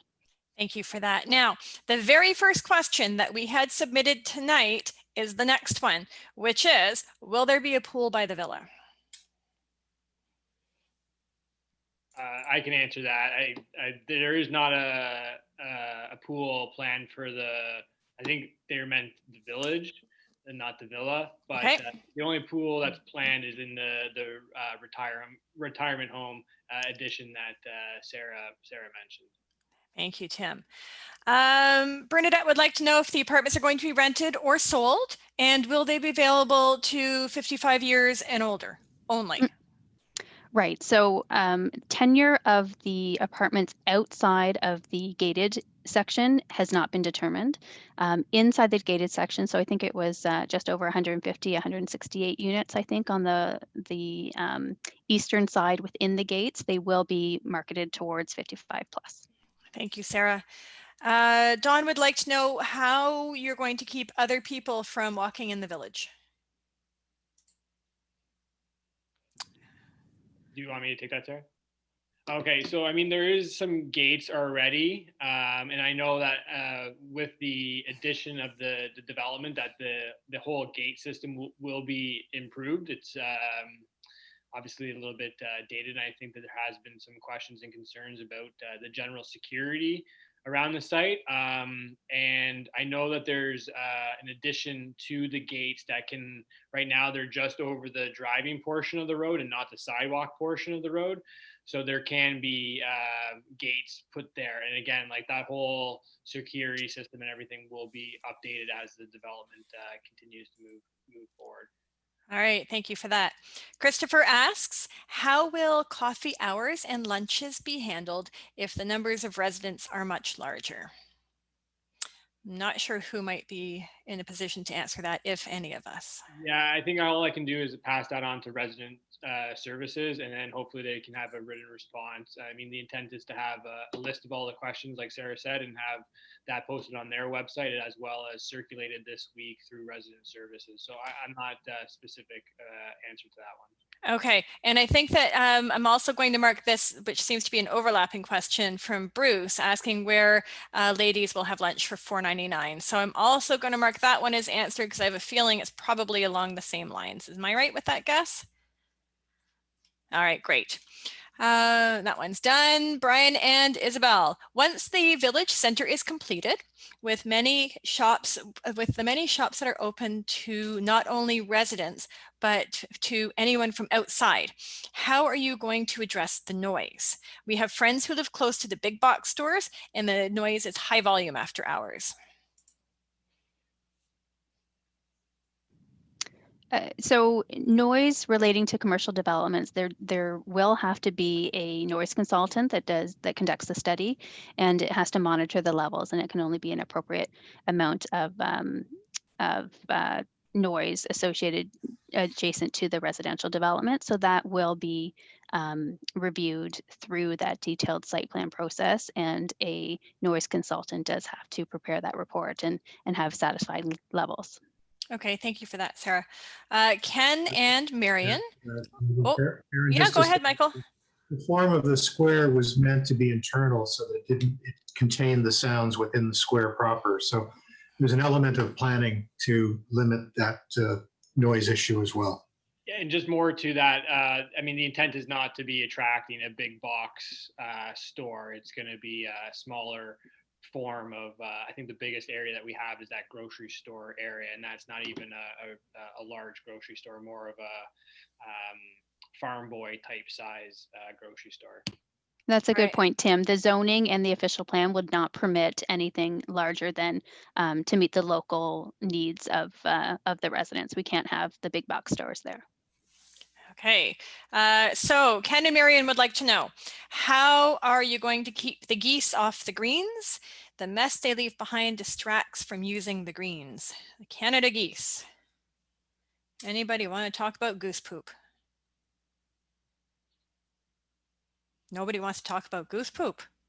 So I can add a little bit to it. With the ponds being reconfigured, the hope is that they'll be better suited so it doesn't attract as many geese. Right now, they're lower quality. So hopefully that will help as well. But off the green specifically, I'm not entirely sure I'd be able to answer that fully right now. And again, I think I can pass this one on to resident services. I don't have a specific answer, but I do remember in passing that they have hired someone to help with, Gina, maybe I'm wrong here, but oiling the eggs to help handle something along that line. Anyways, it's a question that will be, we don't have a specific answer here, but we can get that answer. All right, thank you both for that. Excuse me, Tina would like to know, has the city approved all of the plans and the heights? And of course, this is an overlapping question with what we had earlier, and Sarah with the plans that you'd run through. Right, so no, the city has not approved the plans and the heights. We submitted the application. It has been deemed complete by the city. They are reviewing it internally and sent it out to agencies and departments outside of the city of Hamilton. So the Niagara or the NPCA, the Conservation Authority, and utility companies, etc. And now we are asking for feedback from the residents as well. So nothing is approved, nothing is final. We do take into consideration your comments and the comments from the departments and agencies, and then we revise for a revised submission back to the city. All right, thank you for that. Will the cluster buildings at Garth and Rymel be a part of St. Elizabeth Village? If not, how will they be separated from the village? I think that's an ownership question, Tim. Yeah, I mean, I'm not sure if this is in terms of like the common area maintenance fees and how that will work, or if it's a question related to the physical separation, which obviously there's going to be gates located at various points of the site. So there won't be, the current development will be protected. And there will be contributions to the common area maintenance. But again, I can probably get a more elaborate question, but response to that, I don't know if that's about separation from usage or operations. Okay, thank you. Tearing down the current village center building, the triangle one, where the offices are located. And will these offices, etc., be relocated to the town center? So these, the current commercial uses that are in that triangular building will be removed from that, the cluster phase area where they are now. That building will be demolished, and those types of uses will be permitted. We were asking for their permissions on the east side, so where the village square section would be. So that would be a more mixed use development for where the buildings would be commercial and residential tied together. That's where the commercial uses will be. All right, thank you, Sarah. Will we see an off-leash area for our dogs?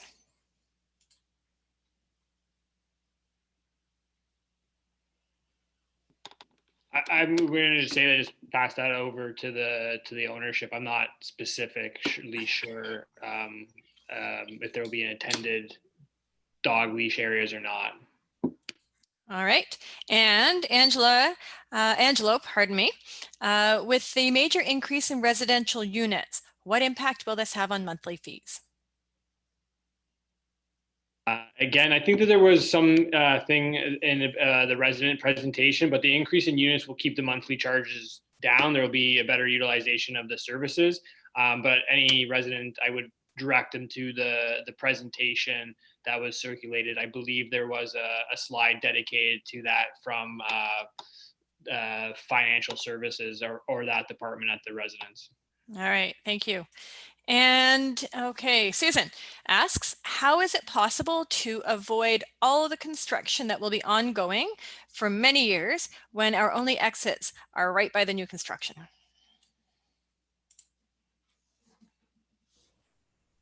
I guess I can have a go at answering that. Thanks, Chris.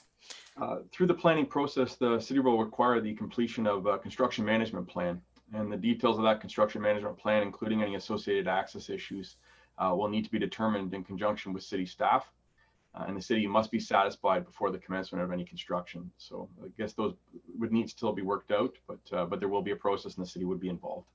Okay, I don't know if any others want to chime in.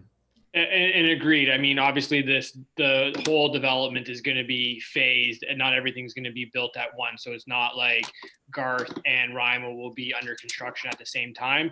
And I think a lot of the residents can see like what has already transpired with Upper Mill Pond, that there was, an access for construction.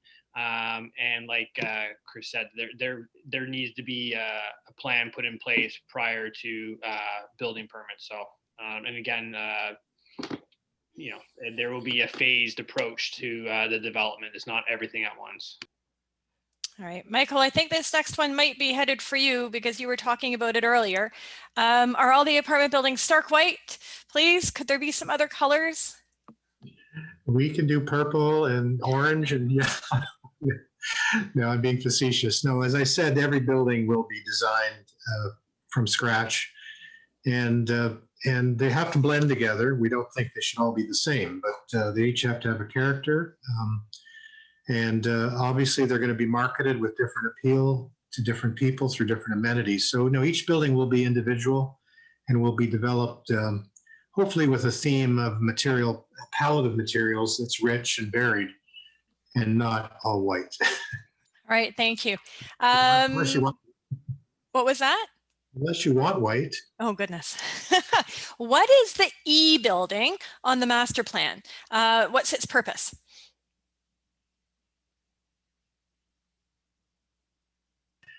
The E building is I believe, the 4-story building.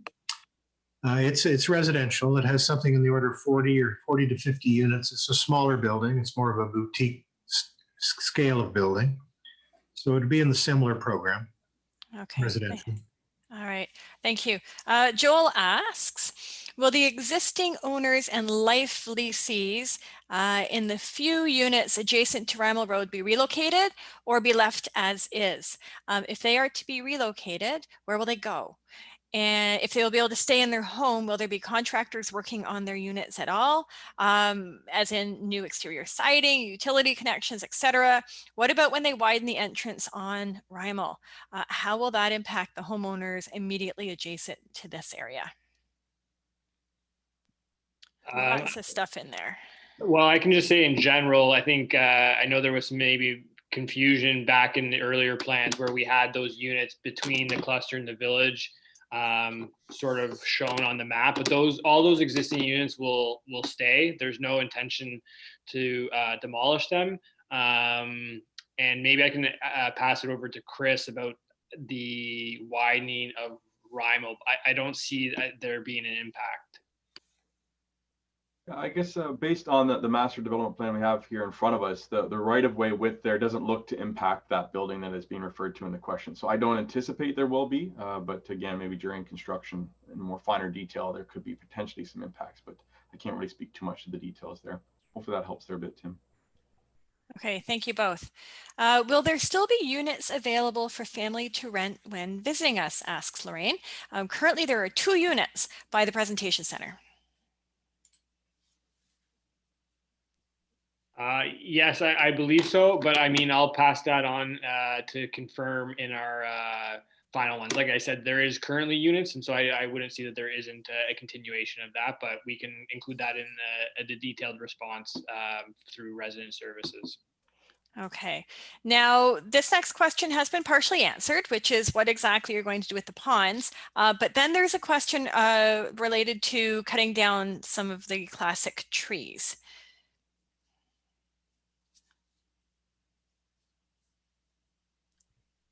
So the tree preservation plan has been, it's preliminary. And so this may change once we have like detailed designs. I think we try to save those classic trees as much as possible. But if those classic trees have to be removed to facilitate the reconfigurations of the ponds, then that will be compensated for through a restoration plan. Okay, thank you. Sorry, Gina, can I just add to that, because I know it sort of has come up, but that they're also operating a function of a stormwater pond, and part of the city's one of their comments was for the ongoing maintenance of them, of having areas, so trees maybe have to be cleared in order for there to be access maintenance routes to the ponds ongoing. Again, we don't know what that is right now, but all the ponds have to be able to be accessed for maintenance purposes as well, because they actually operate as an engineering control. Okay, thank you. Traffic safety. Traffic safety in the existing area is a concern. Some are very narrow in places. Some roads are narrow in very narrow in some places. What plans for this safety internal area concern? I guess in terms of traffic safety, I'm assuming this question kind of relates more to internal to the existing site and potentially I the would say impact, so, yeah. yeah, of this development kind of on the existing development area. So we do not anticipate that the new proposed development traffic will travel through the existing private roads within the site, with the exception of Bishop Tones Way, in which there may be some residents, for example, that will access that security gate along there to access the different access connections. So, for example, the signal on Rommel Road or the stop control on Gar Street. So there may be some interconnectivity there going along that one particular roadway. But if you look at kind of the layout of the site, it doesn't really seem like there would be a reason for a lot of the new traffic from the area next to Rommel Road traveling through the existing development area to the south. Okay, and Chris, the next question is probably part of this, what you want to answer as well, which is with the new high-rise at Garth and Rymel, there's been an increase in non-residents walking their dogs, jogging, riding through the gated part of the village now. How will that be addressed in the future? I would maybe pass that one on to someone else within the group to speak to the specifics. Maybe that's an operational related type question, but. Okay. Yeah, I mean, I can answer that. And I believe it was included as part of the resident presentation with respect to keeping joggers and walkers out. They do have the ability, like I said, to extend the gate so that they are not only for car, but also covering the sidewalks. And again, this was outlined in the previous presentation. And hopefully that answers it. All right, thank you. Dermot asks, there seems to be significant attention tended to the stormwater ponds. Do you have an overlay to depict the change in ponds? Now, we saw the slides that showed the before and after for the ponds.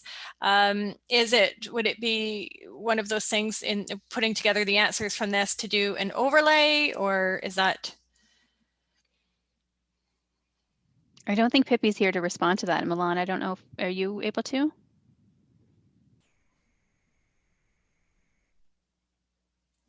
I mean, I can answer that. I mean, I believe there was, like in Pippi's presentation, there was two slides, one that had the existing and then one that had the proposed. Mm-hmm. And I do believe we have, if not, we can make it available, Milan, overlaying the two CAD files and making it clear how they're being configured. But she did have two slides, one showing existing and one showing proposed.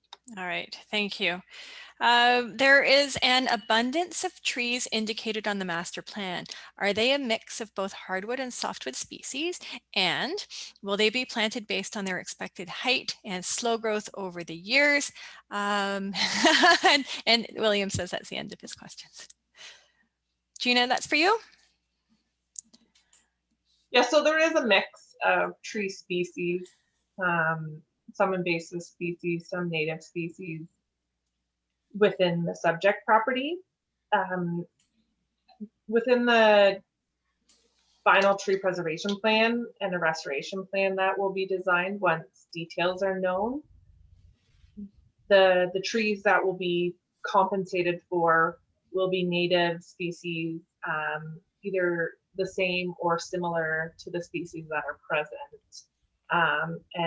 And yes, they would hopefully be either faster growing or similar growth to provide shade or provide the same type of functions that they do right now. Okay, thank you very much for that.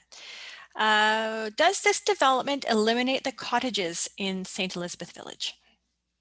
I believe cottages is interchanged with the garden homes, and no, there will not be a removal of any of the garden homes within the village. Okay, now this is one of William's questions that got caught farther down, so it doesn't count after he said there was no more questions because this is on me. Lots of talk about shadows, but was there any consideration given to wind, especially winter months snow carrying, being channeled through the breaks between the 12, 10, and 8 floor height buildings on the northern perimeter of the site? Let me start there. I think at this stage we've only thought about it in general terms, just like we thought about the shadows, but we will have to look at this in a very particular studied way as well to be sure that if there are passages that are subject to northwest winds and funneled winds, there are ways to adjust the ground effects and the fencing and the ground plane to help with that. And the buildings are still in flux. They can still be designed to create more shelter in that regard. But studies would be done to, we think will be required by the city for buildings of this height. Sarah, you may correct me if I'm wrong on this, but I think for this scale of development, we'd have to prove that we have some wind mitigation strategies and comfort levels. So typically, no. The city asks for tall buildings to have those studies accompany them. For our application submission, it was not a requirement to do a wind study, nor was it a requirement to do a shadow study. Now, when those comments do come back from the city, they may ask for those details, but to submit the application and have it deemed complete, we did not have to do those studies. Okay, this is a comment, not a question. Cardinal, Medzensky, and Bishop Bryan Avenue are already really busy. So I will mark that as comment being acknowledged. Tina asks, you have these drawings and plans, but no directive as to where the wood shop is going to be located. Yeah, I can answer that. Again, like I believe it was sort of covered in the resident presentation. I know the owners are committed to providing this amenity. The location is still to be determined, and I believe there will be consultation with the workshop group for further clarification there. Okay, thank you. Is there any provision in the plan for chargers for electric vehicles? Sarah, maybe you can comment on if there's the requirement by the city, but I do know with Upper Mill Pond, we did include some charging stations, and I believe that will be continued forward. And maybe Michael and Sarah can talk about, you know, the need for that in design considerations now. No requirement from a city standpoint, but they're great to have, and it's nice to hear that you incorporated it already on the site. Yeah, in our experience, it is a market-driven thing, so I think preparing for them is important. Certainly in the underground, I think you have to do that preparation. There's convenience parking on the surface, and so some of that too could be configured for that type of use. But yeah, we see it evolving in the world. There will be more demand for this, and so I think it's a matter of preparation for it, making sure the conduits are in and the ability to put the chargers in is there. Okay, thank you. Moving on. Multi-story buildings with shallow roof design can be conducive to ice and snow falling on people walking past. Lots of videos on the internet with this happening. What design safeguards are in place as development goes on? Let me start with that one. One of the reasons we pull back the upper floors in the order of 2 meters is to avoid that sloped roof from falling to the ground, but it will fall on a balcony. It won't be quite as damaging in that regard. So that's one strategy. And beyond that, we also, where we do have steeper slopes that are adjacent to any public area, we have to look at ideas like snow guards that are structural and designed for that purpose. So it is a concern. We've done buildings both ways, obviously flat roof and sloped roofs, and there's a safe way to do them. But it has to be considered at the outset and part of the design package. Okay, thank you. With failures to stop crossing Bishop Bryan from either direction and the supposed stop at Bishop Bryan and Cardinal Medzensky, it's the only way out of the entire lower area south of Cardinal Medzensky. The new townhouses will increase the hazard. So I think, again, comment over question, but is there anything that you want to mention back on that? I mean, I'm trying to understand the question. I think it's maybe towards adherence of the stop sign, and maybe people are driving through that sign and ignoring it or something along those lines, if I'm understanding that question correctly. Although that level of detail is not included in our TS, we didn't look at the condition, for example, of the stop signs and pavement markings and things of that nature, but maybe that's something that could be looked at in the future if that's a concern of the local residents, and to see that, to ensure that the stop signs are visible, markings are there, and other devices are in place that may help to facilitate the enforcement of that. So. Okay, thank you. There is one new pool opening in the summer, closing the old one. New pool is smaller than the present pool, same size as a backyard pool. With all the new residents, my dreams of swimming are sliding away, says Joan. Pool is not meeting the needs of aquatic exercises now, and yet they say services won't be lessened. So how will this promise be kept? Well, just off the top, the pool that is being built as part of the Upper Mill Pond development, that will be strictly for the existing garden home users. So there won't be more people accessing that. So hopefully that won't be cutting into your accessibility in time. But wherever we are proposing pools as part of the development, such as the retirement home, that will have to be part of site plan, and we would have to build that. And I believe the owners have a commitment to do that. So hope that answers the question. Okay, thank you. Now, in the few literal seconds that we have left tonight, I want to ask Janice's question and also share Janice's comment. So Janice's question is, what about older residents walking from parking lots to events, stores, etc.? What would the distance be? And I also want to acknowledge that Janice has thanked us for this update. So walking distance from parking for older residents. So in the cluster, you'll see there are convenience parking spots right near every entrance, and those would be dedicated to accessible spots as well as normal spots. So they would be for some immediate drop-off kind of purposes and convenience. But in the retail area, we've placed the parking to the back of the buildings. The buildings themselves are only about 60 feet deep, so we'd look to position, secure parking or accessible parking no farther than 60 to 70 feet from the square or the entrance to the grocery store. Those are important components of grocery shopping, is to be close to your automobile. And certainly for seniors, we want to make sure there's very accessible pathways that are safe and smooth and appropriate for the elderly. So there are strategies like that. We're not proposing here a situation where you park right up in front of your store, like in a strip mall. We think the character that we're trying to achieve here is going to promote more walking and walkability. So we have to balance those issues, try to create the right ambience and character, and put the parking in an area that's relatively convenient if it's controlled for those with accessible needs. Okay, thank you. And thank all of you who took the time to type questions in. We had a few that we didn't get to. There are about 8 still out there.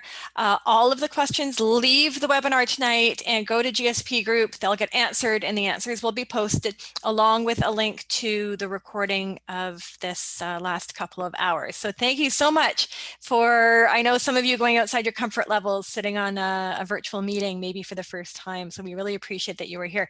And to all the panelists, thank you very much for both your presentations and to take the time to walk us through responding to all of those questions. Okay, so with that, we're done. Have a great night, everyone. Thank you very much for being here.